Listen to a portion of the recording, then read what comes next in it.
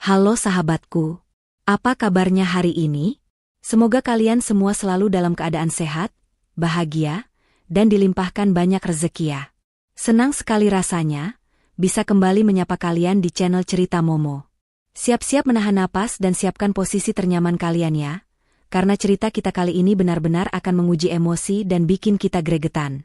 Bayangkan, kalian sedang dalam penerbangan, mengira akan pergi berlibur untuk memperbaiki rumah tangga. Tapi tiba-tiba, seorang pramugari diam-diam menyelipkan selembar tisu ke tanganmu bertuliskan, "Jaga dirimu baik 2K. Aku mendengar mertua dan suamimu sudah merencanakan sesuatu yang akan menghancurkanmu." Wah, rencana jahat apa yang sebenarnya sudah menunggu di Bali? Sebelum kita bongkar bersama apa yang sebenarnya terjadi, aku mau sapa-sapa kalian dulu. Yuk, tunjukkan dukungan kalian dengan menekan tombol like untuk cerita ini sebagai penyemangat. Bagi yang baru pertama kali mampir, selamat datang ya. Jangan ragu untuk tekan tombol subscribe dan nyalakan juga lonceng notifikasinya, biar kalian gak ketinggalan cerita-cerita terbaru yang pastinya makin seru. Dan seperti biasa, absen dulu yuk. Ramaikan kolom komentar di bawah, tulis nama kalian, asal kota, dan jangan lupa ketik hadir. Aku ingin sekali melihat dari mana saja sahabat Momo yang sudah siap terjun ke dalam drama ini. Udara di ruang makan terasa dingin, sedingin marmer yang melapisi lantai rumah mewah itu. Sena menelan ludah, suapan makan malamnya terasa seperti pasir di kerongkongan. Di seberangnya, Ardan, pria yang telah menjadi suaminya selama 5 tahun, duduk diam. Namun, Ardan tidak benar-benar di sana. Jiwanya ada di dalam layar ponsel yang terus menyala di tangannya, ibu jarinya bergerak lincah di atas layar, entah membalas pesan siapa. Di sisi lain meja, Bu Fali, ibu mertuanya, baru saja menyelesaikan makannya. Wanita parubaya itu meletakkan sendok dan garpunya dengan pelan, namun menimbulkan bunyi denting yang seolah memecah kesunyian. Tatapan Bu Fali beralih pada Sena, tatapan tajam yang selalu berhasil membuat Sena merasa kecil, merasa salah. Makanannya tidak enak. Sena, suara Bu Fali memecah keheningan. Pertanyaan itu terdengar tulus di telinga orang awam, tapi bagi Sena, itu adalah sindiran. Sena buru-buru menggeleng dan memaksakan seulas senyum. "Enak, Bu. Enak sekali. Tadi hanya sedikit tersedak." Bu Fali mendengus tipis. "Makanya kalau makan itu hati-hati. Jangan melamun." "Melamunkan apa? Hutang perusahaan? Atau laki-laki lain?" Sena tertegun. Tuduhan itu begitu menusuk, dilontarkan dengan santainya di depan Ardan. Sena menoleh pada suaminya, mencari pembelaan. Tapi Ardan bahkan tidak mengangkat kepalanya. Dia hanya berdeham, seolah terganggu oleh percakapan mereka, lalu kembali fokus pada ponselnya. Hati Sena terasa perih. Dinginnya hubungan mereka bukan lagi rahasia, tapi kini sudah menjadi tontonan yang dinikmati oleh ibu mertuanya. "Aku tidak melamun, Bu. Aku hanya lelah," jawab Sena pelan, berusaha menjaga nada suaranya tetap datar. "Lelah? Semua orang juga lelah bekerja, Sena. Tapi kamu itu istri. Kodratmu melayani suami. Kalau suamimu saja kamu abaikan, bagaimana perusahaanmu mau maju?" Bu Fali berkata lagi, kali ini sambil menyeka bibirnya dengan serbet kain. Sena memilih diam. Percuma. Melawan Bu Fali hanya akan berakhir dengan pertengkaran yang lebih hebat, dan Ardan akan selalu, membela ibunya. Setelah makan malam yang terasa seperti siksaan itu selesai, Sena melihat pemandangan yang sudah sangat ia hafal. Bu Fali memberi isyarat pada Ardan, dan mereka berdua berjalan menuju ruang keluarga. Sena, yang sedang membereskan piringnya dibantu asisten rumah tangga, melihat mereka dari kejauhan. Mereka duduk berdekatan di sofa, terlalu dekat. Lalu mereka mulai berbisik-bisik. Ini adalah ritual harian mereka. Berbisik-bisik di sudut ruangan, seolah ada rahasia besar negara yang sedang mereka diskusikan. Kepala Bu Fali menunduk, Ardan mengangguk-angguk. Sesekali Bu Fali menepuk lengan Ardan, dan Ardan akan tersenyum kecil. Senyum yang sudah berbulan-bulan tidak pernah Sena lihat ditujukan untuknya. Hatinya kembali berdenyut sakit. Apa yang mereka bicarakan? Tentu saja, tentang dirinya. Tentang betapa tidak becusnya dia sebagai istri. Ketika Sena berjalan mendekat, Berniat mengambil minum di dapur yang bersebelahan, bisikan itu langsung berhenti. Seperti ada tombol yang ditekan. Keduanya serentak menoleh pada Sena dengan ekspresi kaget yang dibuat-buat. "Kenapa berhenti?" tanya Sena, lebih lelah daripada marah. "Lanjutkan saja. Aku hanya mau ambil minum." Bu Fali berdiri. Wajahnya yang tadi tegang, tiba-tiba berubah ramah. Sangat ramah. Terlalu ramah. "Oh, Sena. Sini, duduk dulu, nak. Ada yang mau ibu dan Ardan bicarakan." Sena membeku. Jantungnya berdebar. "Nak?" Bu Fali tidak pernah memanggilnya nak, kecuali ada maunya. "Bicara apa, Bu?" "Begini." Bu Fali duduk di samping Sena, bahkan mengelus lengannya. Sentuhan itu membuat Sena ingin bergidik. "Ibu perhatikan, kamu sama Ardan ini kok semakin hari semakin kaku. Seperti orang asing." Ibu sedih sekali melihatnya. "Iya kan, Ardan?" Ardan, yang masih duduk, akhirnya meletakkan ponselnya. Dia menatap Sena. "Iya, Sena. Ibu benar. Kita memang terasa jauh." Sena ingin tertawa sinis. "Kalian yang membuatku jauh." Batinnya menjerit. Tapi dia hanya diam, menunggu apa inti dari pembicaraan ini. "Nah," lanjut Bu Fali, senyumnya semakin lebar. "Ibu ada ide. Ide cemerlang untuk memperbaiki semuanya. Untuk menghangatkan lagi cinta kalian." Sena mengangkat alis. "Ide apa?" "Liburan," seru Bu Fali riang. "Kita bertiga, liburan keluarga ke Bali. Ke villa kamu yang di Uluwatu itu. Villa itu kan indah sekali, tapi dibiarkan kosong begitu saja. Kita ke sana seminggu. Anggap saja bulan madu kedua buat kalian." Sena terdiam. Villa di Uluwatu. Itu bukan sekadar villa. Itu adalah tempat perlindungan Sena, harta warisan satu-satunya dari almarhum ayahnya. Tempat di mana dia merasa aman. Membawa Bu Fali ke sana, rasanya seperti mengundang serigala masuk ke kandang domba. Dia baru saja akan mencari alasan untuk menolak, ketika dia melihat reaksi Ardan. Mata Ardan berbinar. Sebuah binar yang tulus, yang sudah lama tidak Sena lihat. "Bali? Ke villamu, Sena? Wah, itu ide bagus sekali, Bu." Ardan tiba-tiba bangkit dan duduk di sisi lain Sena. Dia meraih tangan Sena. "Ayolah, sayang. Kita butuh ini. Aku kangen kita yang dulu. Kapan kita berangkat? Besok? Lusa?" Antusiasme Ardan yang meledak-ledak itu terasa sangat ganjil. Pria yang tadi mengabaikannya di meja makan, kini menggenggam tangannya erat, memohon untuk liburan. Sesuatu di dalam diri Sena berteriak, "Jangan." Ada yang tidak beres. Kenapa Ardan begitu antusias? Kenapa Bu Fali tiba-tiba begitu peduli pada pernikahannya? "Bagaimana, Sena?" Bu Fali menekan. "Masa demi pernikahanmu sendiri kamu tidak mau? Kamu lebih sayang pekerjaanmu daripada suamimu?" Ibu ini tulus mau membantu. Sena menatap Ardan, lalu ke Bu Fali. Dia merasa terpojok.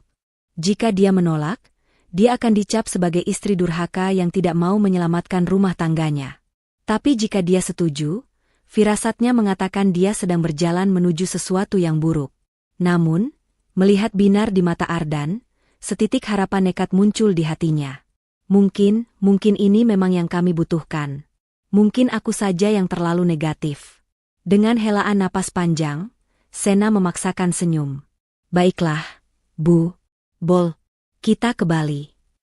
"Yes." Ardan berseru, lalu langsung memeluk Sena singkat. "Aku urus tiketnya sekarang juga." "Pasti seru." Bu Fali bertepuk tangan pelan.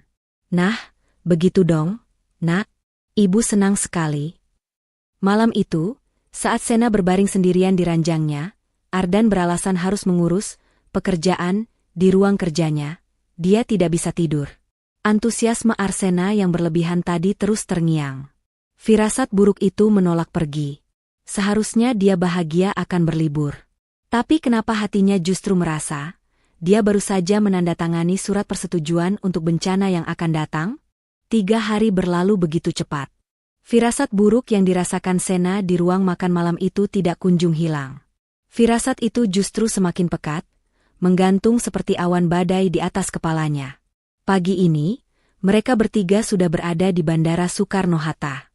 Ardan tampak sangat bersemangat, mendorong troli berisi 3 koper besar, 2 diantaranya milik Bu Fali, sambil bersiul-siul kecil. Bu Fali berjalan di samping anak laki-lakinya, sibuk mengomentari segala sesuatu. Kenapa antrean check-in prioritas ini lambat sekali? Petugasnya tidak becus, gerutunya, padahal mereka baru mengantre 2 menit. Sena berjalan sedikit di belakang mereka, menarik kopernya sendiri. Dia merasa seperti orang asing yang terpaksa ikut dalam tur keluarga yang canggung. Selama di mobil menuju bandara, Ardan dan Bu Fali lagi-lagi asyik berbisik. Saat Sena bertanya apa yang mereka bicarakan, Ardan hanya tertawa dan berkata, "Rahasia. Nanti juga kamu tahu di Bali. Kejutan buat kamu, sayang." Kata "sayang" itu terdengar hambar dan penuh kepalsuan di telinga Sena. Kejutan. Sena benci kejutan, terutama jika itu datang dari Bu Fali. Di lounge tunggu kelas bisnis, Ardan dan ibunya itu kembali menyisihkan diri di sudut, berbicara serius sambil meminum kopi, meninggalkan Sena yang duduk sendirian membaca majalah tanpa minat. Saat panggilan untuk penumpang kelas bisnis terdengar, Sena beranjak. "Ayo, Ardan, Bu. Sudah dipanggil." Ardan mengangkat tangannya, memberi isyarat, "Tunggu sebentar." Tiba-tiba Bu Fali menepuk dahinya. "Astaga. Ardan.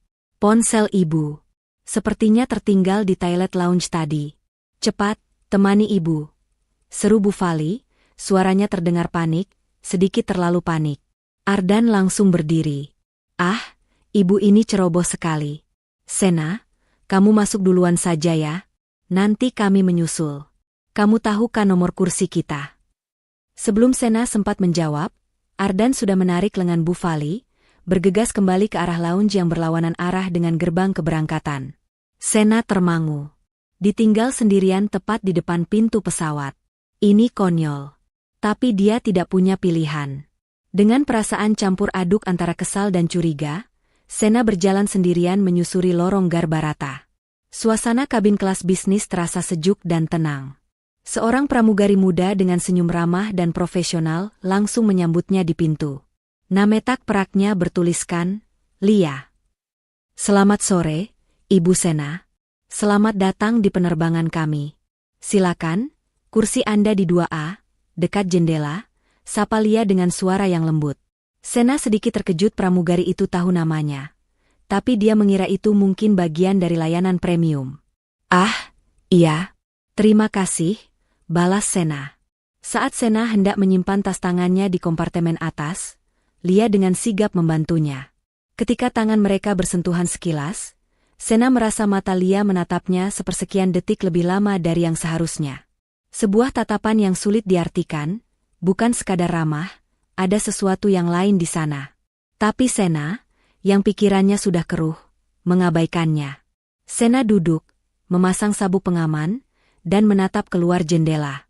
Kabin mulai terisi penumpang lain, tapi kursi di sebelahnya, 2B untuk Ardan, dan kursi tepat di belakangnya, 3A untuk Bu Fali, masih kosong. Jantungnya mulai berdebar. Bagaimana jika mereka benar-benar tertinggal pesawat? Tepat saat pramugari senior mengumumkan bahwa pintu pesawat akan segera ditutup, Ardan dan Bu Fali muncul. Mereka tampak sedikit terengah-engah, namun wajah mereka aneh. Mereka tidak terlihat panik karena nyaris tertinggal. Mereka justru terlihat puas. Maaf, tadi antre di toilet," kata Ardan sambil lalu, terduduk di kursinya di sebelah Sena. Dia bahkan tidak menatap Sena, tangannya langsung sibuk dengan layar hiburan di depannya. Bu Fali juga duduk tenang di belakang. Pesawat akhirnya lepas landas. Setelah tanda sabuk pengaman dipadamkan, Lia dan rekan-rekannya mulai mendorong troli minuman. Lialah yang bertugas di barisan Sena. Dia tersenyum profesional. "Ibu Sena, ingin minum sesuatu? Jus jeruk atau teh?" tanya Lia. "Jus jeruk saja, terima kasih," jawab Sena. Ardan yang di sebelahnya memesan kopi hitam. Saat Lia menuangkan jus jeruk ke gelas, gerakannya sangat halus. Dia meletakkan gelas itu di meja kecil Sena, bersama dengan selembar serbet tisu. Namun, saat menyerahkannya, jari-jari Lia dengan sengaja menekan tisu itu ke telapak tangan Sena. Itu bukan sentuhan biasa. Itu disengaja. Lia menatap lurus ke mata Sena, senyumnya masih terpasang, tapi matanya menyeratkan pesan mendesak. Lalu, dia beralih ke Ardan seolah tidak terjadi apa-apa. Jantung Sena langsung berdetak kencang. Tangannya yang kini memegang gelas jus terasa dingin. Tisu itu terasa tebal. Ada sesuatu di dalamnya. Sena melirik Ardan. Pria itu sudah memakai headphone. Matanya terpejam, pura-pura tidur atau memang tidur. Sena menunggu beberapa menit. "Permisi," bisiknya pada Ardan, pura-pura ingin ke toilet. Ardan hanya bergumam tak jelas. Dengan langkah yang diusahakan setenang mungkin, Sena masuk ke toilet kelas bisnis. Dia mengunci pintu. Tangannya gemetar hebat. Dia membuka lipatan tisu itu perlahan. Di dalamnya, ada tulisan tangan yang rapi, ditulis dengan tinta pulpen biru. Bukan pesan panjang, tapi cukup untuk membuat lututnya lemas. "Jaga dirimu baik-baik, Kak. Aku mendengar mertua dan suamimu sudah merencanakan sesuatu yang akan menghancurkanmu." Napas Sena tercekat. Ruangan toilet yang kecil itu terasa berputar. Menghancurkan MU. Firasat buruknya. Antusiasme palsu Ardan. Bisik-bisik Bufali. Insiden, ponsel tertinggal, di lounge yang pasti hanya akal-akalan agar mereka bisa bicara empat mata tanpa Sena. Pramugari ini, Lia, dia pasti mendengar percakapan mereka di lounge saat mereka kira tidak ada yang mendengarkan. Sena menatap pantulan wajahnya di cermin. Pucat pasi. Dia tidak sedang berlibur. Dia sedang diterbangkan menuju jebakan. Sisa penerbangan 2 jam ke Bali terasa seperti 20 tahun. Sena kembali ke kursinya. Setiap tarikan napas Ardan di sebelahnya terdengar seperti ancaman. Setiap tawa kecil Bufali di kursi belakang yang sedang menonton film komedi, terdengar seperti tawa iblis. Dia kini terjebak di kaleng terbang ini, ribuan kaki di atas bumi, melesat menuju kehancurannya sendiri. Roda pesawat menyentuh aspal Bandara Ngurah Rai dengan guncangan pelan. Bagi kebanyakan penumpang, suara itu adalah sinyal kelegaan, dimulainya liburan. Bagi Sena, itu terdengar seperti bunyi pintu penjara yang ditutup. Jantungnya berdebar-debar di dalam dada, begitu keras hingga dia yakin Ardan bisa mendengarnya.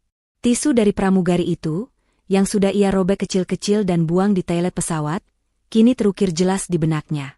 "Akan menghancurkanmu." "Apa? Bagaimana? Di sini? Di pulau surga ini? Akhirnya sampai," seru Ardan, suaranya terdengar terlalu gembira. Dia melepaskan sabuk pengamannya, bahkan sebelum tanda di atas kepala padam. Udaranya pasti segar. Bufali di belakangnya ikut terkekeh.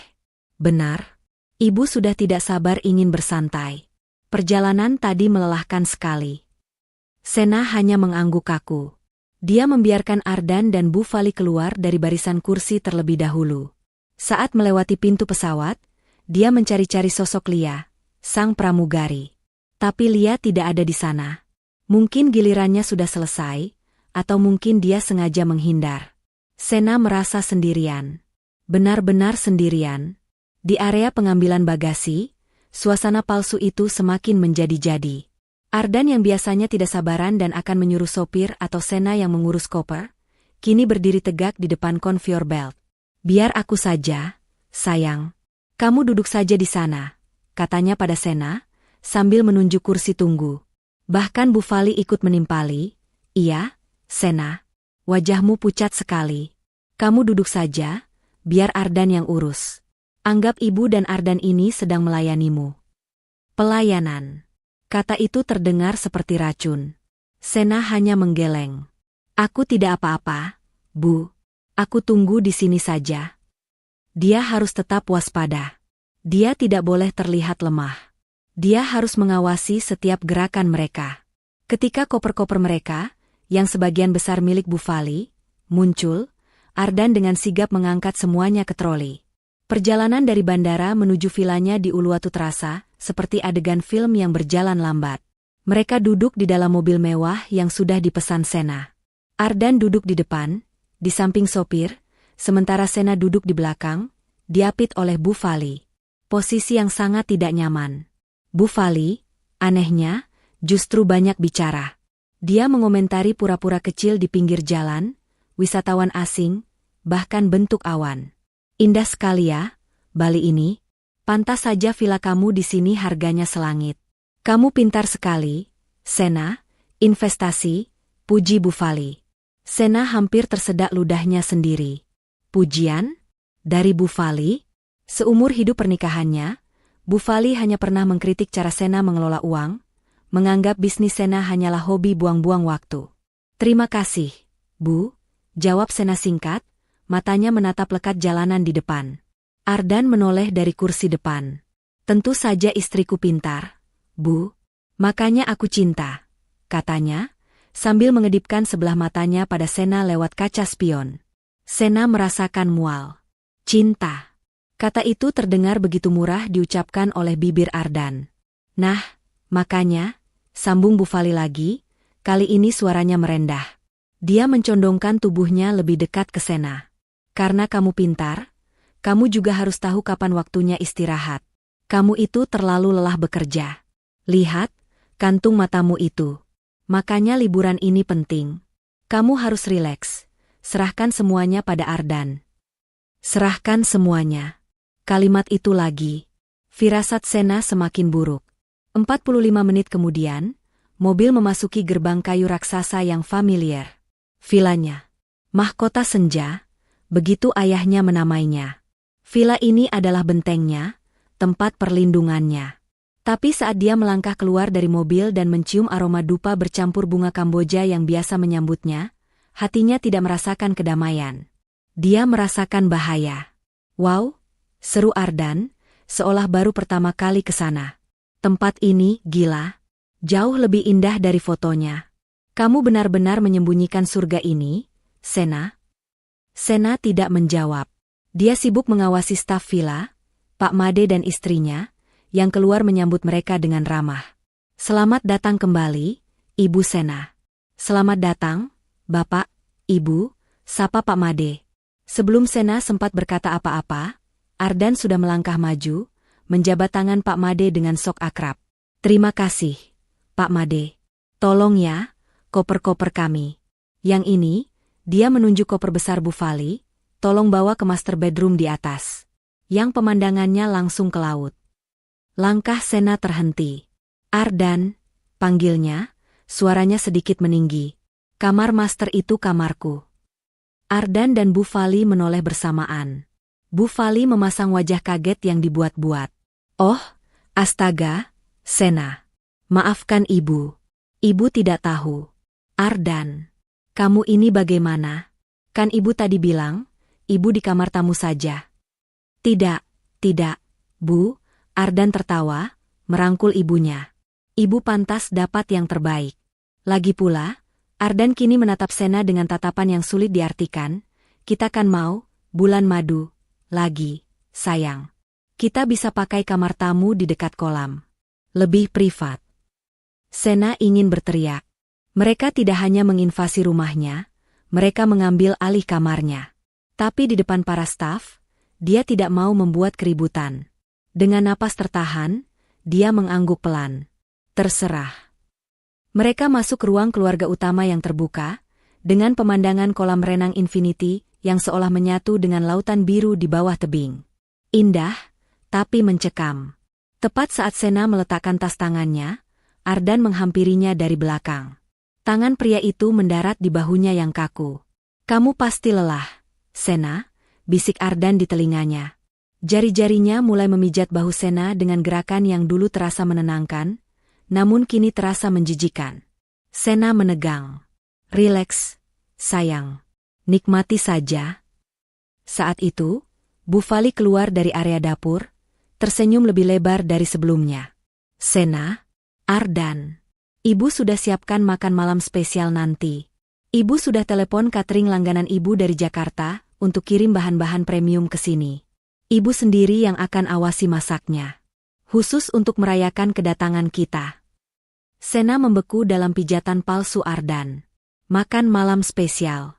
Villa yang diambil alih. Sikap yang terlalu manis.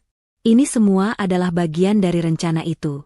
Vilanya, tempat ramannya, telah diubah menjadi panggung sandiwara. Dan Sena adalah bintang utama yang tidak tahu apa akhir dari naskah mengerikan ini. Sena tidak tidur sama sekali malam itu. Dia berbaring kaku di kamar tamu dekat kolam, kamar yang indah namun terasa asing. Setiap suara jangkrik di luar, setiap debur ombak yang menghantam tebing di kejauhan, terdengar seperti langkah kaki yang mendekat. Peringatan di tisu itu berputar-putar di kepalanya. Menghancurkanmu. Bagaimana? Kapan? Rencana makan malam, spesial, yang disebut Bufali malam ini? Apakah mereka akan meracuninya? Sena menggeleng, itu terlalu murahan, terlalu kentara. Rencana mereka pasti lebih licik. Pagi datang membawa cahaya matahari Bali yang cemerlang, namun bagi Sena, cahaya itu terasa menusuk dan mengejek. Dia keluar kamar mendapati Ardan dan Bufali sudah duduk di meja makan di teras terbuka, menghadap kolam renang. Mereka tampak segar, tertawa-tawa sambil meminum kopi. Pemandangan itu membuat perut Sena mulas. Mereka terlihat seperti pasangan yang sedang berbulan madu, sementara dia adalah tamu tak diundang di rumahnya sendiri. Pagi, sayang, sapa Ardan, senyumnya terlalu lebar. Tidur nyenyak di kamar baru? Lebih nyaman kan di dekat kolam? Suara airnya menenangkan. Sena hanya bergumam, pagi, lalu mengambil sepotong nanas dari piring buah. Dia tidak percaya dia bisa tidur di master bedroom yang kini ditempati mertuanya. Kamar itu satu-satunya tempat di villa yang memiliki brankas pribadi tempat dia menyimpan dokumen-dokumen penting villa. Sial, batinnya. Dia terlalu lelah saat tiba kemarin untuk memikirkannya. Sena, ayo, sarapan yang banyak, kata Bufali, nadanya seperti seorang ibu yang peduli. Nanti siang kamu harus santai. Duduk saja di tepi kolam, baca buku. Biar pikiranmu segar. Ibu dan Ardan mau ke dapur, mau cek bahan-bahan dari catering untuk nanti malam. Ibu tidak mau acara spesial kita rusak gara-gara hal sepele. Sena mengangguk pelan. Skenario yang sempurna. Mereka sengaja memberinya waktu sendirian. Mereka sengaja menyuruhnya bersantai di area yang paling terbuka dan paling terlihat di villa ini, kolam renang. Mereka ingin aku ada di sana, pikir Sena. Baik, akan aku ikuti permainan kalian. Setelah sarapan, Ardan dan Bufali benar-benar menghilang ke area servis di belakang. Sena, mengenakan kaftan longgar, duduk di salah satu kursi santai di bawah payung besar. Dia pura-pura membaca buku, tapi matanya tidak lepas dari sekelilingnya. Dia mengawasi Pak Made yang sedang merapikan taman di kejauhan, mengawasi gerbang masuk dari sudut matanya. Hening. Terlalu hening. Hanya ada suara angin laut. Setengah jam berlalu. Tepat ketika Sena mulai berpikir dia salah duga, dia mendengarnya. Bukan suara dari gerbang depan, tapi suara langkah kaki santai di teras batu di sisinya. Seorang pria muncul dari arah sayap villa yang lain, seolah-olah dia baru saja keluar dari salah satu kamar tamu di sana, padahal Sena tahu semua kamar itu kosong. Pria itu tinggi, berkulit sawo matang cerah, mungkin blasteran, dan sangat tampan. Dia hanya mengenakan celana pendek pantai, memamerkan tubuhnya yang atletis. Dia tersenyum pada Sena. Senyum yang sangat akrab.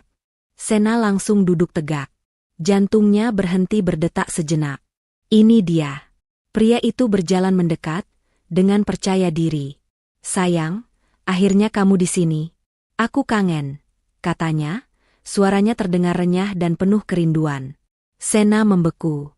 Dia tidak kenal pria ini. Sama sekali. Pria itu kini berdiri tepat di depannya, menaunginya dari matahari. Dia mengulurkan tangan, seolah ingin menyentuh pipi Sena. Peringatan Lia berdesing di telinga Sena. Merencanakan sesuatu? Ini adalah rencana itu. Jebakan? Tepat sebelum jari pria itu menyentuhnya, Sena mundur satu langkah, membuat kursi santainya berderit. Maaf, kata Sena, suaranya ia paksa terdengar dingin dan datar. Anda siapa? Pria itu tertawa pelan, seolah Sena baru saja melontarkan lelucon. Ayolah, jangan pura-pura. Ini aku, Marco. Kamu marah karena aku baru datang sekarang? Maaf, tadi ada urusan. Dia mencoba lagi, melangkah lebih dekat. Saya tidak kenal, Marco, kata Sena tegas. Matanya melirik cepat ke balkon master bedroom di lantai 2. Dan benar saja. Dia melihatnya. Sekilas. Tirai di sana bergerak, dan dia bisa melihat siluet Ardan dan Bu Fali. Mereka sedang menonton. Mungkin merekam. Mereka mengharapkan Sena panik. Mereka mengharapkan Sena berteriak, mendorong pria ini, menangis. Mereka mengharapkan adegan pertengkaran sepasang kekasih gelap yang bisa mereka gunakan sebagai bukti. Bukti perselingkuhan. Bukti ketidakstabilan mental. Sena tidak akan memberi mereka kepuasan itu. Anda salah orang, ulang Sena, lebih keras. Ini villa pribadi. Saya tidak tahu bagaimana Anda bisa masuk, tapi silakan Anda pergi sekarang juga. Atau saya panggil keamanan. Wajah Marco berubah. Senyumnya goyah. Dia jelas tidak menduga reaksi dingin ini.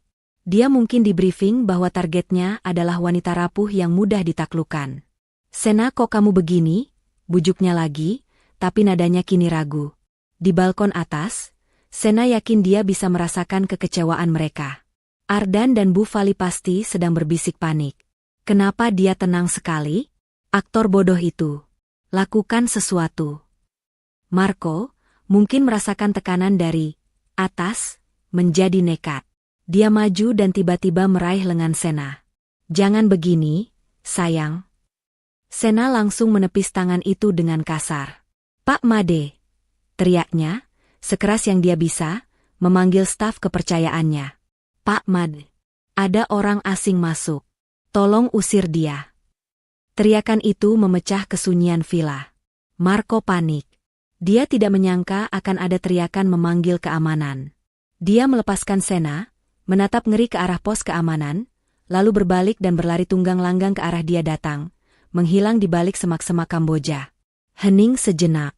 Lalu, seperti yang sudah Sena duga, pintu lobi utama terbuka.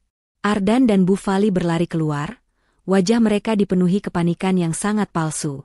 Sena, sayang, ada apa? Ardan berlari memeluknya. Pelukan itu terasa seperti lilitan ular. Kamu tidak apa-apa? Siapa pria tadi? Dia menyakitimu? Bu Fali menyusul, napasnya dibuat terengah-engah. Astaga! Preman ya? Beraninya dia masuk ke sini. Kurang ajar sekali. Kamu baik-baik saja, nak? Ya ampun, pucat sekali. Sena melepaskan pelukan Ardan pelan. Dia menatap suaminya, lalu ibu mertuanya. Dia membiarkan dirinya terlihat sedikit gemetar, tapi matanya tetap dingin. Aku tidak tahu, bisiknya pelan, memainkan perannya. Dia aneh sekali. Dia panggil aku, sayang. Dia bilang namanya Marco. Sena memperhatikan wajah mereka dengan saksama saat dia menyebut nama itu. Ardan langsung buang muka, pura-pura melihat ke arah Marco kabur. Kurang ajar. Harus kita lapor polisi. Tapi Bu Fali. Sena melihatnya. Hanya sepersekian detik. Sebuah kilat kekecewaan dan amarah di mata wanita tua itu. Rencana mereka hari ini gagal total. Kepanikan palsu Ardan dan Bu Fali adalah pertunjukan yang memuakan. Sena membiarkan Ardan, menenangkannya, selama beberapa menit di tepi kolam, sebelum akhirnya dia melepaskan diri. Aku mau ke kamar. Kepalaku pusing, katanya dingin, tidak memberi mereka kesempatan untuk membantah. Dia berjalan cepat meninggalkan mereka berdua, yang kini berdiri canggung di tepi kolam. Dari sudut matanya, Sena melihat Ardan menatap Bu Fali, dan Bu Fali menggelengkan kepala dengan kesal. Rencana mereka jelas berantakan. Di dalam kamar tamu, Sena mengunci pintu. Jantungnya masih berdebar kencang. Marco. Jadi, itu nama aktor bayaran mereka. Rencananya begitu jelas. Pria tampan muncul, mengaku sebagai kekasih gelap, Ardan dan Bu Fali merekamnya. Lalu mereka punya bukti bahwa Sena tidak stabil secara mental atau tidak setia. Bukti yang bisa mereka gunakan untuk apa? Mengambil alih hartanya? Mengurungnya? Peringatan Lia di tisu itu terasa semakin nyata. Sena duduk di tepi ranjang, tangannya gemetar. Dia sendirian di rumahnya sendiri, dikelilingi musuh yang berpura-pura menjadi keluarga. Dia harus keluar. Dia harus menghubungi seseorang. Pengacaranya? Polisi? Apa yang akan dia katakan? Suami dan mertuaku menyewa aktor untuk menjebakku. Mereka akan menganggapnya gila. Persis seperti yang diinginkan Ardan dan Bu Fali. Setengah jam kemudian, seseorang mengetuk pintunya. Sena? Sayang? Buka pintunya. Suara Ardan. Terdengar khawatir, tapi Sena tahu itu palsu. Sena tidak menjawab. Sena, ayolah. Ibu membuatkanmu teh jahe hangat. Kamu pasti syok. Buka pintunya, sayang. Jangan begini. Sena tetap diam. Dia tidak akan minum atau makan apapun yang mereka berikan. Terdengar helaan napas frustrasi Ardan di balik pintu. Lalu suara Bu Fali yang sengaja dikeraskan, "Sudahlah, Ardan. Biarkan saja. Mungkin dia memang sedang menunggu Markonya itu kembali. Wanita tidak tahu diuntung. Sudah bagus kita mau mengajaknya liburan." "Ibu, jangan keras-keras," balas Ardan, juga dalam bisikan yang terdengar. Sandiwara itu berlanjut. Mereka sedang berakting untuknya, mencoba memancing reaksinya. Sena memejamkan mata, berusaha meredam amarah dan ketakutan yang bergolak di dalam dirinya. Dia harus tenang. Dia harus berpikir. Dia terisolasi. Ponselnya ada di tangannya. Tapi siapa yang bisa dia hubungi? Lia, pramugari itu. Dia tidak tahu nomornya. Dia hanya punya nama depannya. Waktu terasa berjalan lambat. Siang berganti sore. Sena tidak keluar kamar. Dia juga tidak mendengar suara Ardan atau Bu Fali. Suasana villa menjadi sunyi senyap, yang justru semakin menakutkan.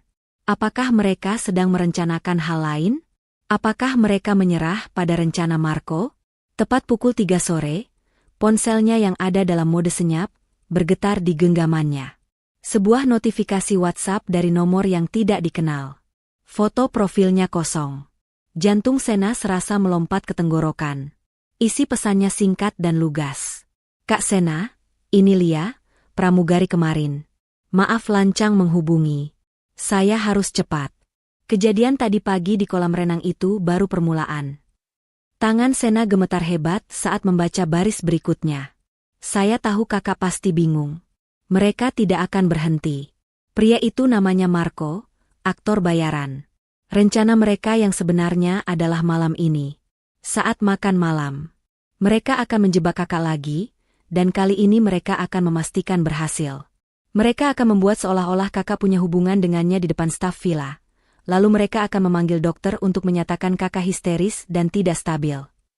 Napas Sena tercekat. Jadi itu rencananya? Bukan sekadar perceraian. Mereka ingin membuatnya terlihat gila secara medis. Pesan berikutnya masuk. "Jangan panik. Saya punya sesuatu untuk kakak. Sesuatu yang akan menghentikan mereka. Saya punya bukti rekaman percakapan mereka di lounge bandara saat mereka merencanakan semua ini. Tapi saya tidak bisa memberikannya di sini. Kakak harus keluar dari villa itu." "Keluar? Bagaimana caranya?" "Dia sedang diawasi. Temui saya di bar pantai, Sunset Rock. Itu bar kecil di tebing, sekitar 500 meter di sebelah kiri gerbang utama villa kakak. Jam 5 sore ini. Harus sendirian. Jangan bilang siapa-siapa. Saya akan tunggu di meja paling sudut yang menghadap laut. Tolong, Kak. Ini satu-satunya kesempatan kakak. Hati-hati." Jam 5 sore. Sekarang jam 3:15. Dia punya waktu kurang dari 2 jam untuk keluar dari benteng penjara ini, tanpa menimbulkan kecurigaan. Sena menatap pintu kamarnya. Dia harus punya alasan. Alasan yang cukup kuat untuk membuat mereka melepaskannya, sendirian. Jam di ponselnya menunjukkan pukul 4 sore. Tinggal 1 jam lagi. Sena menarik napas panjang, mencoba mengendalikan gemetar di tangannya. Dia tidak bisa terus bersembunyi di kamar ini. Dia harus keluar, dan dia harus punya alasan yang tidak bisa dibantah oleh Ardan dan Bu Fali. Alasan apa? Sakit? Mereka akan menawarkan obat, atau lebih buruk, memanggil dokter, mungkin dokter palsu yang sudah mereka siapkan. Marah? Mereka akan menggunakannya sebagai bukti ketidakstabilannya. Lalu, sebuah ide muncul.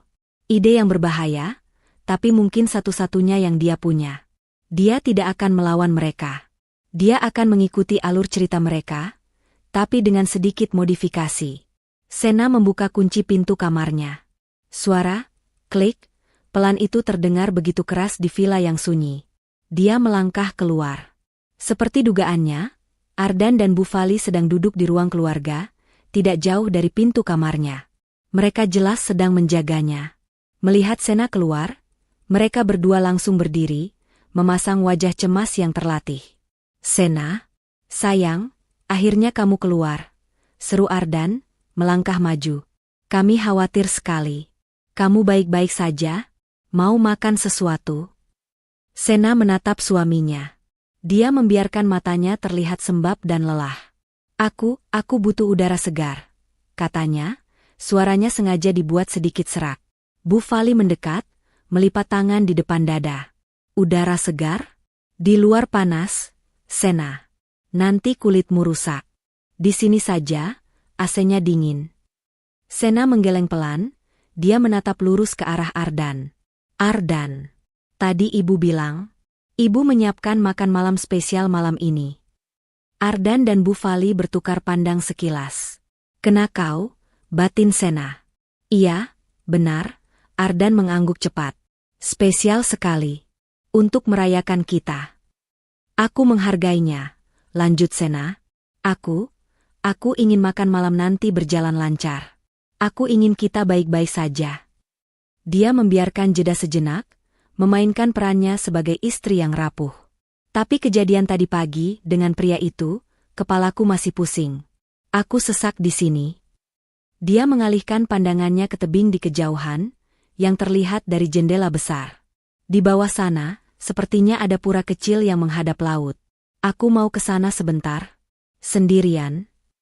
Seperti yang sudah Sena duga, Ardan langsung menolak. Sendirian? Tidak. Bahaya sekali, Sena. Bagaimana kalau pria tadi masih berkeliaran? Tidak. Aku akan temani. Iya, timpal Bufali cepat. Kamu ini ada-ada saja. Mau cari gara-gara lagi? Nanti kalau kamu diculik, Marco, itu bagaimana? Sena menatap mereka berdua dengan tatapan paling dingin yang dia miliki. Justru karena itu, aku butuh waktu sendirian untuk memprosesnya. Kalau kamu ikut, aku tidak bisa berpikir jernih. Aku mohon, Ardan. Ketika Ardan tampak ragu, Sena mengeluarkan kartu asnya.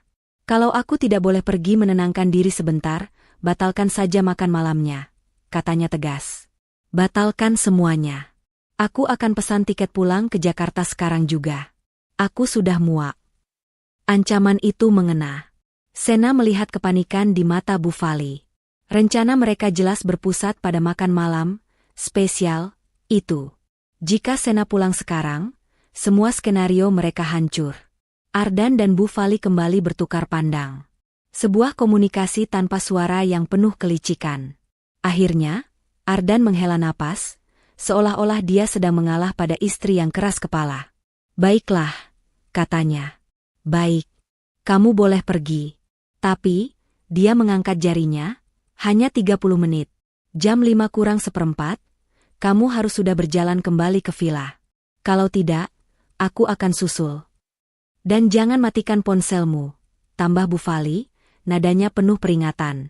Tentu, kata Sena. Dia meraih tas selempang kecilnya, memasukkan ponselnya, dan berjalan menuju pintu keluar tanpa menoleh lagi. Jantungnya berdebar kencang. Dia berhasil. Dia berjalan keluar dari gerbang villa. Udara sore itu panas dan lembab. Dia tahu mereka mengawasinya dari balkon atas. Dia harus terlihat tenang. Dia berjalan santai menyusuri jalan setapak di tepi tebing, sesuai arah yang dia sebutkan tadi. Tapi begitu tikungan pertama menelan sosoknya dari pandangan villa, Sena mulai berlari. Dia berlari sekuat tenaga. Jalan setapak itu berbatu dan menurun. Napasnya terengah-engah, campuran antara lari dan panik. Dia melihatnya. Sunset Rock Bar. Sebuah bar kecil yang tersembunyi, menempel di dinding tebing, nyaris tidak terlihat dari jalan utama. Jam di ponselnya menunjukkan pukul 16.50. Dia terlambat 10 menit. Dengan terburu-buru, dia menuruni anak tangga kayu. Bar itu sepi, hanya ada 1-2 pasang turis asing. Matanya liar mencari. Dan di sana dia. Di meja paling sudut, di bawah pohon Kamboja, membelakangi pintu masuk, menghadap lautan lepas. Lia. Sena berjalan cepat, lututnya lemas. Lia. Bisiknya. Pramugari itu menoleh. Wajahnya tenang, tapi matanya penuh kewaspadaan. Dia tidak lagi memakai seragam, hanya kaos polo dan celana jin. Duduk, Kak Sena, katanya cepat. Tidak banyak waktu. Mereka pasti memberi kakak batas waktu. 30 menit, kata Sena sambil menjatuhkan diri di kursi, napasnya masih tersengal. Mereka setuju aku pergi. Bagus, kata Lia. Mereka pasti berpikir kakak sedang labil dan butuh ruang, persis seperti yang mereka harapkan untuk rencana nanti malam. Lia mencondongkan tubuhnya. Kak, maaf saya harus mengatakan ini cepat. Kakak harus tahu siapa saya sebenarnya. Ini bukan kebetulan. Sena mengerutkan kening. Apa maksudmu? Ardan dia sepupu saya, kata Lia. Sena merasa seolah baru saja disiram air es. Apa? Bu Fali adalah kakak kandung dari almarhumah ibu saya. Lanjut Lia, matanya berkilat menahan amarah. Tapi Bu Fali dan keluarganya tidak pernah menganggap kami ada. Mereka membuang ibu saya karena menikah dengan pria yang dianggap tidak sederajat. Saat ibu saya sakit keras, Bu Fali tidak mau membantu sepeser pun. Ibu saya meninggal. Sena menutup mulutnya, ngeri. Aku benci mereka, desis Lia. Aku tahu watak mereka. Terobsesi harta. Saat aku lihat nama Kak Sena, aku tahu kakak dari majalah bisnis, berada di penerbangan yang sama dengan 2 iblis itu, aku langsung curiga. Aku sengaja bertukar jadwal dengan temanku agar bisa mengawasi mereka di lounge. Jadi, apa yang kamu dengar? Tanya Sena, takut akan jawabannya. Lia tidak menjawab. Dia mengeluarkan ponselnya. Bukan ponsel pribadi, tapi ponsel kerja yang tampak standar.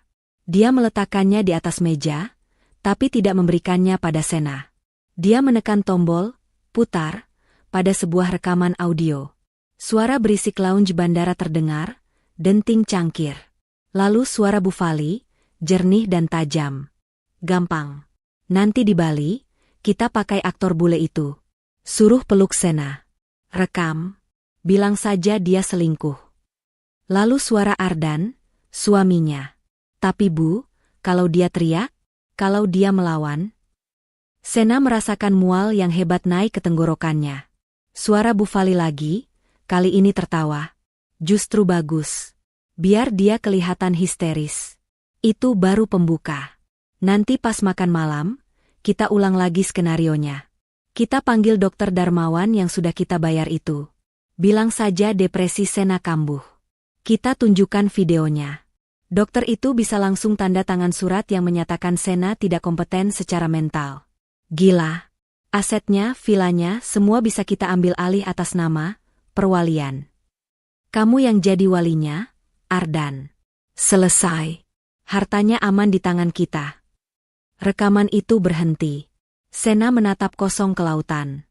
Perwalian, bilang aku gila. Mereka mau mengurungku. Bisik Sena, suaranya bergetar hebat. Benar, kata Lia. Mereka mau mengambil semuanya. Lia mengambil flash drive kecil dari sakunya. File rekamannya ada di sini. Dan di ponselku.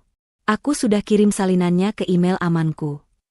Dia menyerahkan flash drive itu ke tangan Sena yang terkepal. Kak, sekarang kakak harus kembali.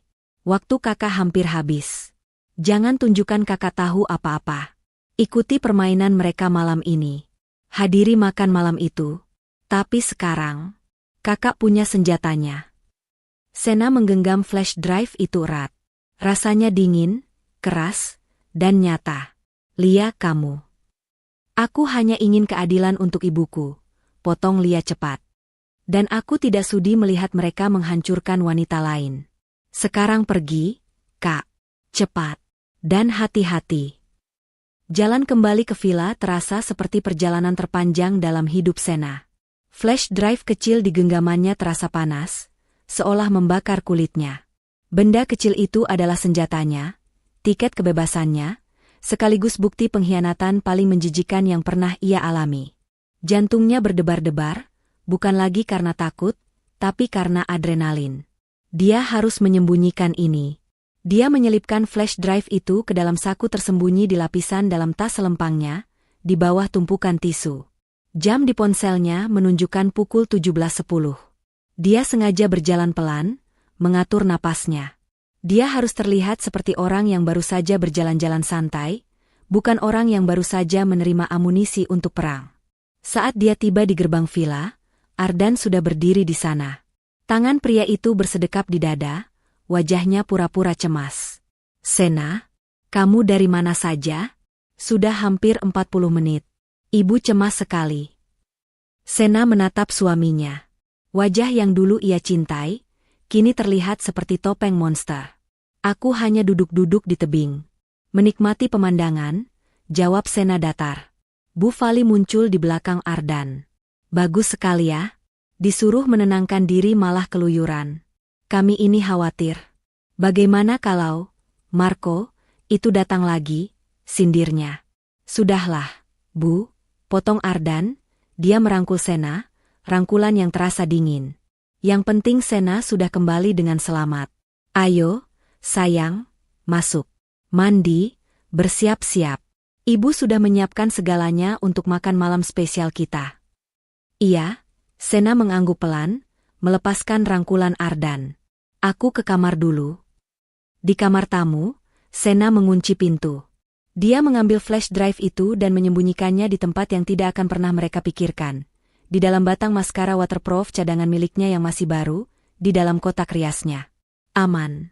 Dia mandi lama, membiarkan air panas mengguyur tubuhnya, mencoba mencuci perasaan jijik. Dia menatap pantulannya di cermin. Wajahnya pucat, tapi matanya menyala. Mereka mengharapkan wanita rapuh yang hancur. Mereka mengharapkan korban. Malam ini, mereka akan mendapatkannya. Tapi bukan Sena korbannya. Pukul 7 malam. Teras utama villa telah disulap.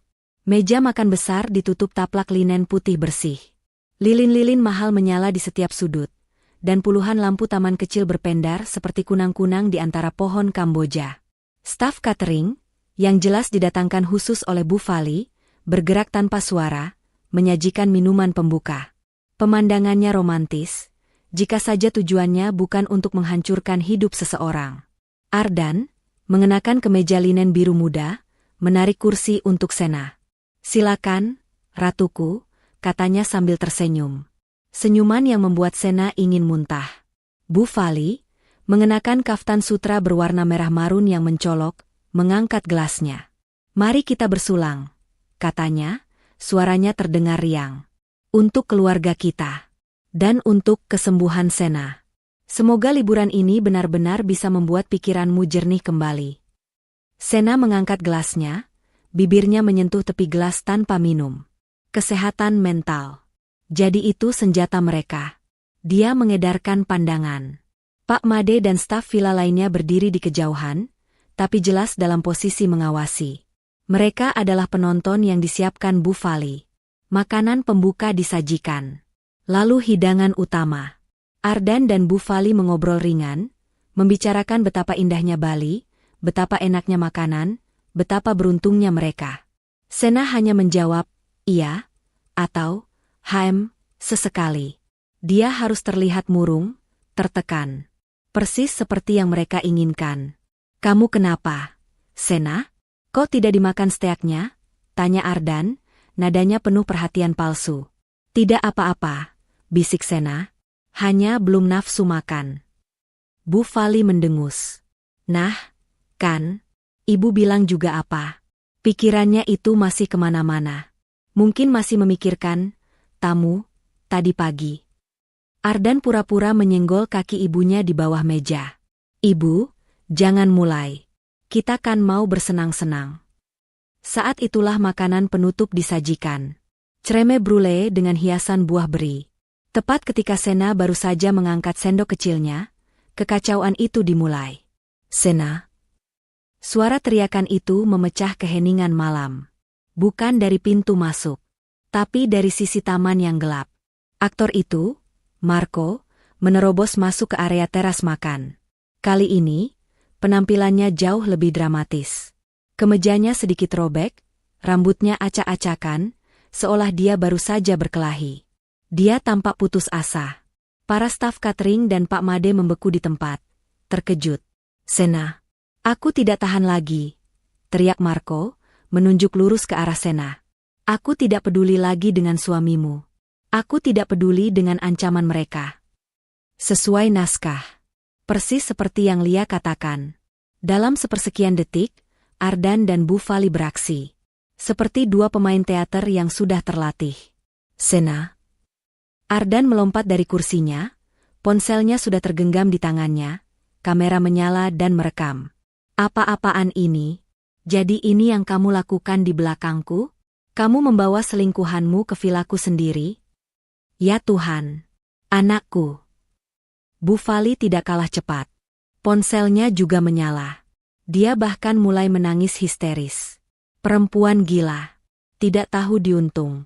Dasar murahan. Berani-beraninya kamu." Marco, memainkan perannya dengan total, kini berlari ke arah Sena. Dia tidak berlutut. Dia langsung mencengkeram lengan Sena, menariknya untuk berdiri. "Sayang, ayo pergi. Katakan pada mereka tentang kita. Sekarang, aku mencintaimu, Sena. Aku tidak tahan melihatmu disiksa seperti ini. Ayo kita pergi dari sini." Sena terhuyung, cengkeraman Marco menyakitkan. Jebakan itu sempurna. Di sebelah kirinya, Bu Fali menjerit-jerit menuduhnya gila dan tidak tahu malu. Kameranya menyorot wajah Sena. Di depannya, Ardan merekam dengan tangan gemetar, wajahnya merah padam seolah menahan amarah yang meledak-ledak. Di sisinya, seorang pria asing memegangnya erat, meneriakkan cinta palsu. Staf villa menonton dengan ngeri. Mereka mengepungnya dari segala arah. Mereka menunggu. Mereka menunggu Sena hancur. Mereka menunggu dia menjerit, menangis, melawan, atau pingsan. Mereka menunggu bukti final untuk menyatakan bahwa dia tidak waras. Disinilah mereka. Skenario yang telah mereka susun dengan begitu rapi. Di sebelah kirinya, Bu Fali menjerit-jerit histeris, ponselnya menyala, merekamnya sambil meneriakkan kata, "Gila," dan "perempuan tidak tahu malu." Di depannya, Ardan, suaminya, pria yang berbagi ranjang dengannya, berdiri dengan wajah merah padam, ponselnya juga merekam, berteriak, "Jadi ini kelakuanmu, Sena. Selingkuh."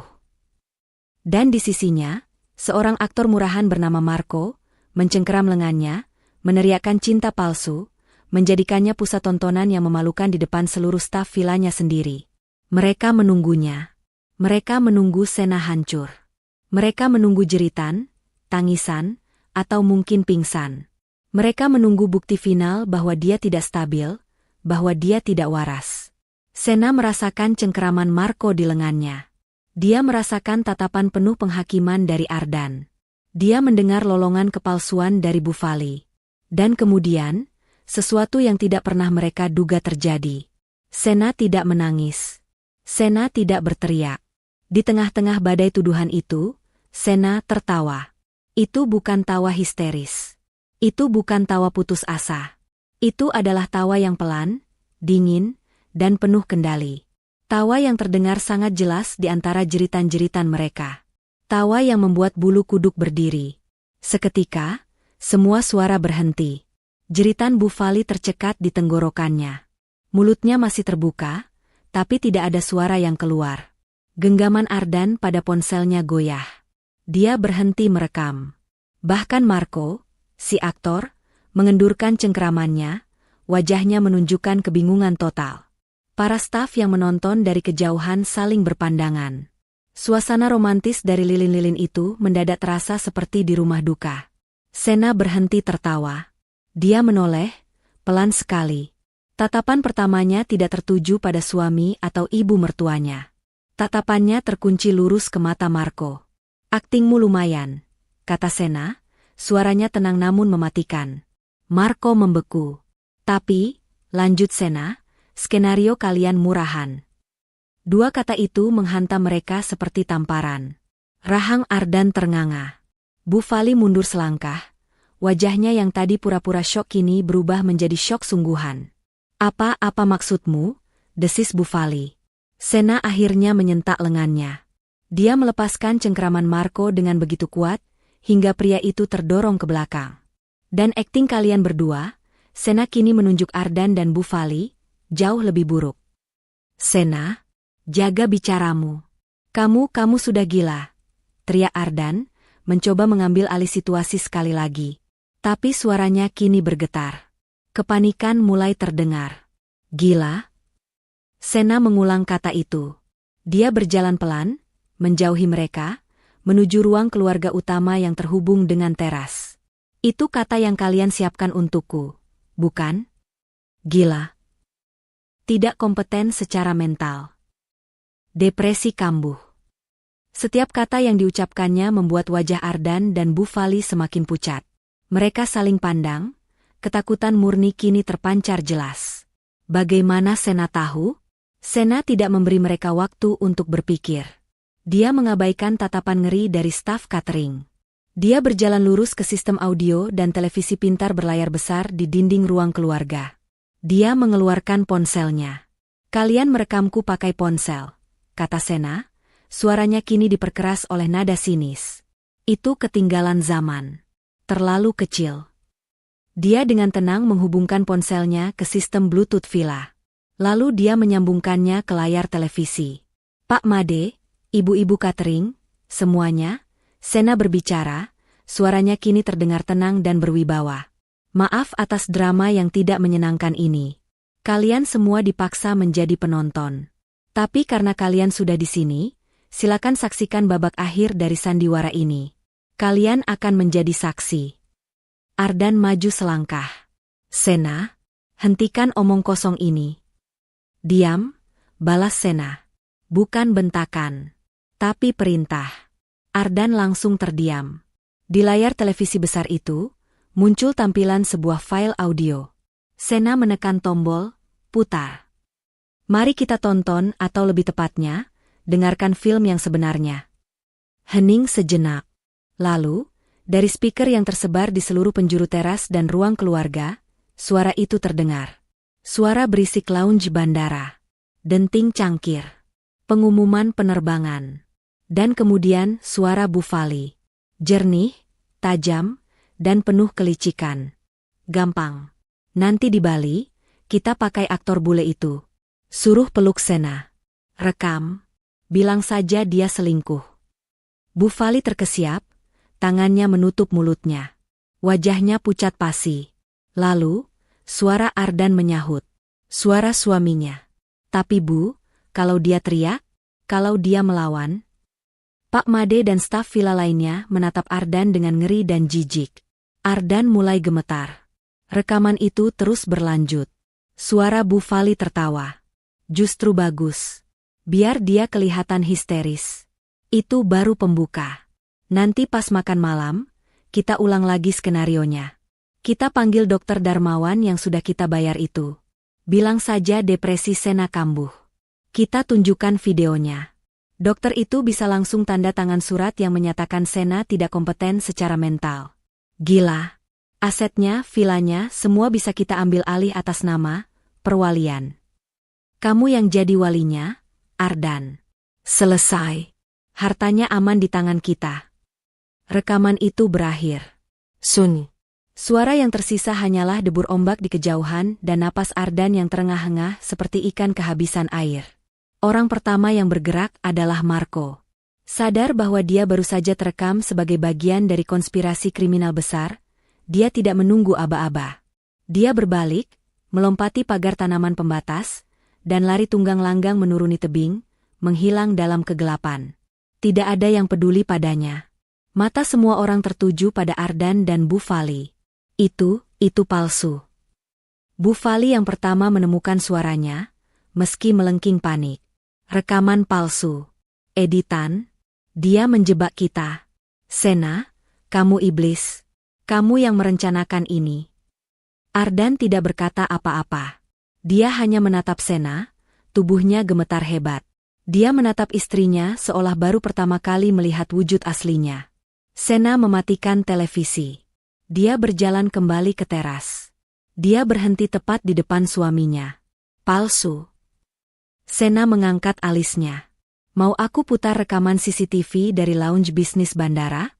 Yang dengan jelas menunjukkan kalian berdua duduk di meja nomor 12, pada jam 4 sore, 3 hari yang lalu, memakai baju yang sama persis seperti yang terekam di ponselku. Bu Fali terdiam. Kalian mau menyebutku gila, bisik Sena. Suaranya kini penuh dengan amarah yang dingin. Kalian mau mengambil alih hidupku. Kalian mau mengurungku. Atas nama perwalian.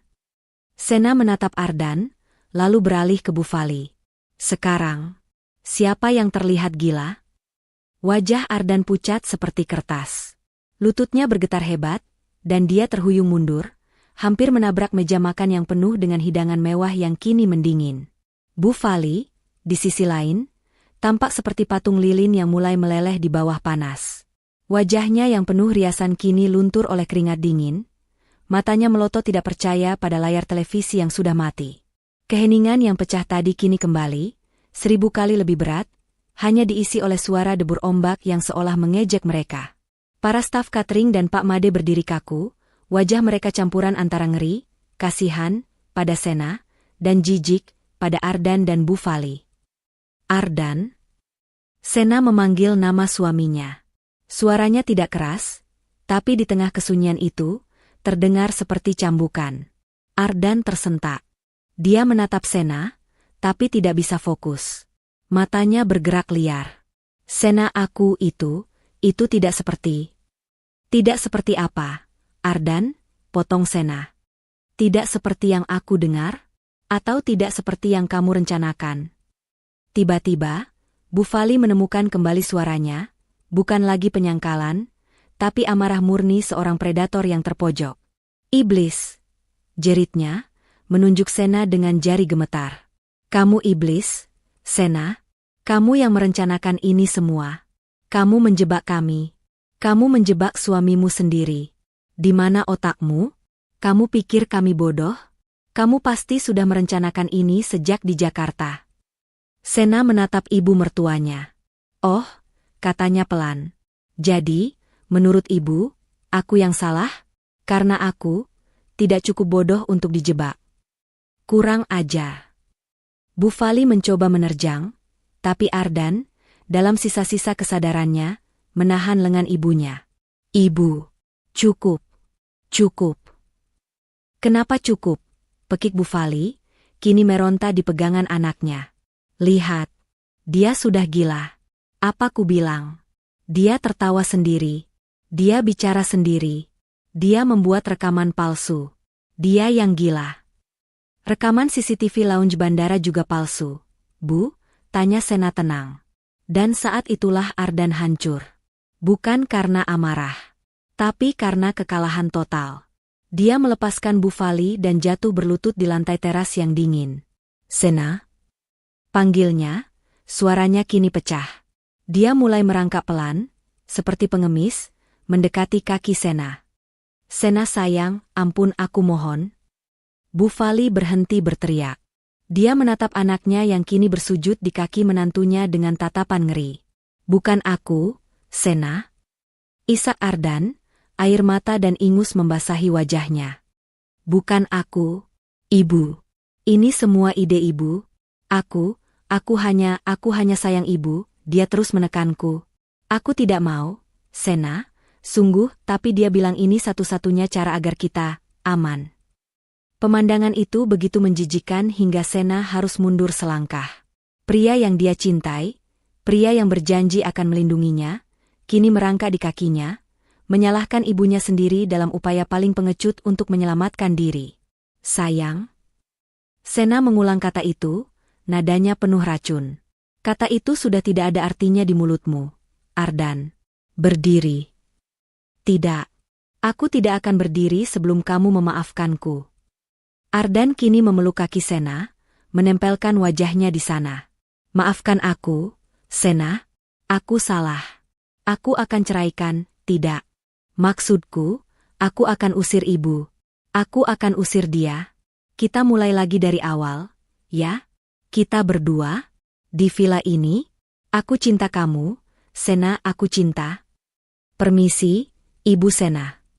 Suara baru. Tenang, profesional, dan sangat familiar. Suara itu memotong isak tangis Ardan. Ardan mendongak. Bu Fali menoleh kaku ke arah lobi. Di sana, di bawah cahaya lampu lobi yang terang, berdiri Lia. Pramugari itu. Dia tidak lagi memakai seragam, hanya kemeja rapi dan celana panjang. Tapi dia tidak sendirian. Dia diapit oleh 2 orang petugas keamanan internal villa yang berbadan tegap.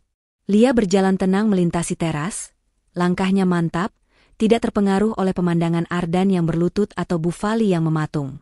Dia berhenti beberapa langkah dari mereka. "Halo, Tante Fali," sapa Lia, suaranya dingin. Wajah Bu Fali berubah dari pucat menjadi seputih kapur. "Lia, kamu, apa yang kamu lakukan di sini?" "Halo juga, Kak Ardan." Lia beralih pada sepupunya yang masih terduduk di lantai, menatapnya dengan tatapan bodoh. "Kaget? Kalian lupa kalau aku kerja di maskapai ini? Kalian lupa kalau aku tahu jadwal kalian? Kalian pikir, kalian bisa merencanakan kejahatan di lounge bandara sekeras itu, dan tidak ada yang dengar?" Lia menoleh pada Sena, memberinya anggukan hormat. Lalu dia kembali menatap Bu Fali. "Tante ingat ibu saya? Saat beliau sakit dan butuh uang untuk berobat? Saat Tante menutup telepon dan bilang kami pengemis? Tante bilang, Tante tidak punya keluarga miskin." Bu Fali gemetar. "Keadilan itu lucu ya, Tante," lanjut Lia. "Ternyata, hari ini, giliran saya yang harus membuang Tante." Ardan akhirnya berdiri, terhuyung. "Lia, kamu menjebak kami. Kamu sepupuku. Dan Kak Sena adalah istri kakak," balas Lia tajam. "Keluarga mana yang kakak pilih untuk dikhianati hari ini?" Keheningan kembali menyelimuti. Sena akhirnya melangkah maju. Dia sudah cukup melihat. Dia menatap Ardan, lalu Bu Fali. "Kalian," kata Sena, suaranya kini kembali normal, seolah sedang memesan kopi. "Punya waktu 5 menit. Sena, apa maksudmu?" Ardan mulai panik lagi. "Pak Made," panggil Sena. Pak Made, yang sedari tadi berdiri diam, langsung melangkah maju. "Iya, Ibu Sena." "Tolong panggilkan taksi untuk tamu-tamu saya ini," kata Sena.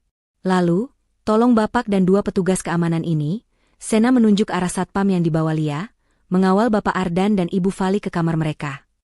Sena menatap Bu Fali. "Kamar master saya.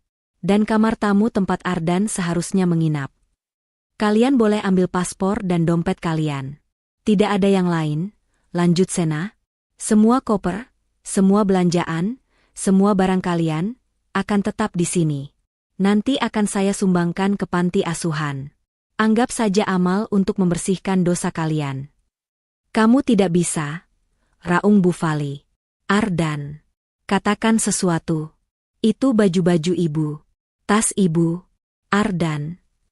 Tapi Ardan hanya diam 1000 bahasa. Dia tahu permainan ini sudah berakhir. "Bawa mereka," perintah Sena singkat. 2 petugas keamanan itu tidak perlu bersikap kasar. Ardan dan Bu Fali berjalan seperti robot yang kehabisan daya. Pak Made sudah menunggu di lobi dengan pintu terbuka. Perintah Sena jelas. 5 menit, paspor, dan dompet. Bu Fali sempat berusaha meraih kotak perhiasannya di kamar master, tapi tatapan dingin dari petugas keamanan membuatnya urung. Dia hanya bisa mendesis marah. Ardan tidak mengambil apa-apa selain ponsel dan dompetnya. Wajahnya kosong. Pria yang tadinya gagah, yang merencanakan pengambil alihan aset miliaran rupiah, kini tampak seperti gelandangan yang kebingungan. Sena berdiri di balkon lantai 2, di master bedroomnya yang kini sudah kembali menjadi miliknya. Dia tidak turun. Dia tidak sudi mengotori kakinya di lantai yang sama dengan mereka lagi. Dia hanya menonton dari atas. "Kamu akan menyesal, Sena," teriak Bu Fali untuk terakhir kalinya, saat didorong pelan masuk ke dalam taksi yang sudah menunggu di luar gerbang. "Kamu akan kena karma. Kamu akan tua sendirian." "Ardan, bicara sesuatu. Bodoh." Tapi Ardan tidak bicara. Dia masuk ke taksi dengan bahu terkulai. Dia bahkan tidak berani menatap ke arah balkon tempat Sena berdiri. Dia tahu Sena di sana, mengawasinya. Pintu taksi ditutup. Lampu merahnya menyala, dan mobil itu perlahan menjauh, menuruni jalan tebing, lalu hilang di tikungan, membawa serta 5 tahun pernikahan yang penuh kepalsuan. Hening. Villa itu terasa begitu luas. Begitu sunyi. Tapi ini bukan kesunyian yang mencekam seperti kemarin. Ini kesunyian yang murni. Suara ombak di bawah sana terdengar seperti musik. Ibu Sena. Sena menoleh. Lia berdiri di pintu balkon. Petugas keamanan sudah pergi. Para staf catering juga sudah berkemas dan diam-diam pamit melalui Pak Made. Mereka sudah pergi, kata Lia pelan. Sena mengangguk. Dia berjalan mendekati Lia. Tanpa berkata apa-apa, Sena memeluk pramugari muda itu. Lia, yang kaget, awalnya kaku, namun kemudian membalas pelukan itu. Aku tidak tahu harus berterima kasih bagaimana. Lia, bisik Sena, suaranya akhirnya bergetar, menahan semua emosi yang tertahan. Kakak tidak perlu, balas Lia, melepaskan pelukan. Melihat wajah Tante Vali saat rekaman itu diputar, itu sudah cukup untuk membayar semua sakit hati almarhumah ibuku. Sena menatap Lia, gadis muda yang mempertaruhkan pekerjaannya demi keadilan. Tidak. Itu tidak cukup. Sena masuk ke kamarnya, membuka brankas yang untungnya tidak sempat mereka bobol, dan mengeluarkan sebuah buku cek. Kak, jangan, Lia mundur. Aku tidak mau uang. Ini bukan uang, kata Sena, sambil menuliskan sesuatu. Ini bukan bayaran. Ini modal. Anggap ini warisan dari ibumu yang tertunda, yang diberikan melalui tanganku. Sena merobek lembaran itu dan memberikannya pada Lia. Mulai hidup baru. Beli apartemen. Atau, lanjutkan sekolah bisnismu. Jangan biarkan hidupmu hanya berputar untuk membalas dendam. Kamu sudah menang, Lia. Sekarang, hiduplah. Lia menatap angka di cek itu. Matanya berkaca-kaca. Dia tidak menolak lagi. Dia hanya mengangguk pelan. Dan Lia, tambah Sena, kamu bukan lagi sepupu yang dibuang. Mulai sekarang, kamu punya kakak. Nomor ponselku selalu aktif untukmu. Pagi berikutnya, villa terasa berbeda. Udara terasa lebih segar. Bunga Kamboja di taman tampak lebih cerah. Sena duduk di teras yang sama, tempat sandiwara mengerikan itu terjadi tadi malam. Tapi kini, meja itu hanya terisi 1 cangkir kopi. Kopi hitam pekat. Sena menyeruputnya sambil menatap lautan. Dia sudah menelepon pengacaranya di Jakarta. Dia menceritakan semuanya. Dia mengirimkan salinan rekaman audio itu. Pengacaranya terdiam lama, lalu berkata, ini bukan hanya gugatan cerai, Bu Sena. Ini tuntutan pidana berlapis. Percobaan penipuan, pemalsuan dokumen medis terencana, dan perampasan hak. Lakukan, jawab Sena singkat. Pastikan mereka tidak mendapatkan sepeser pun. Dan pastikan dokter bernama Darmawan itu dicabut izin praktiknya. Dia meletakkan ponselnya. Dia sendirian di surga miliknya. Mahkota senja. Ayahnya menamai villa ini karena pemandangan matahari terbenamnya yang agung. Tadi malam, Sena merasa matahari telah terbenam bagi Ardan dan Bu Vali. Dan pagi ini, matahari terbit kembali. Hanya untuknya. Dia memejamkan mata, merasakan angin laut membelai wajahnya. Dia tidak hancur. Dia tidak gila. Dia tidak sendirian. Dia adalah Sena, pemilik mahkota senja. Dan dia baru saja memulai hidup barunya, dengan mahkota yang kini terpasang jauh lebih kuat di kepalanya. Pesan moral. Keserakahan akan membutakan akal sehat dan mengubah keluarga menjadi musuh. Namun, jangan pernah meremehkan ketenangan seorang wanita yang teraniaya. Seringkali, di balik lemah lembutannya, tersimpan keberanian dan kecerdasan yang akan membongkar kejahatan paling licik sekalipun.